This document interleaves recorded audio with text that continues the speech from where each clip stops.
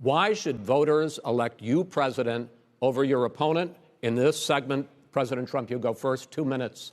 Because there has never been an administration or president who has done more than I've done in a period of 3.5 years. And that's despite the impeachment hoax.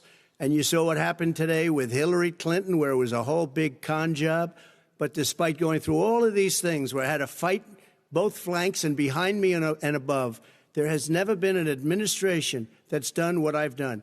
The greatest, before COVID came in, the greatest economy in history, lowest unemployment numbers. Everything was good. Everything was going. And by the way, there was unity going to happen. People were calling me for the first time in years. They were calling and they were saying, it's time maybe. And then what happened? We got hit, but now we're building it back up again.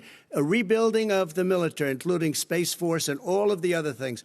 A fixing of the VA, which was a mess under him. 308,000 people died because they didn't have proper health care. It was a mess.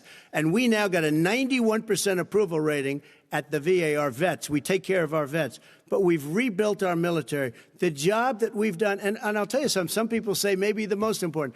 By the end of the first term, I'll have approximately 300 federal judges and Court of Appeals judges, 300, and hopefully 3 great Supreme Court justices. That is a record, the likes of which very few people, and you know one of the reasons I'll have so many judges?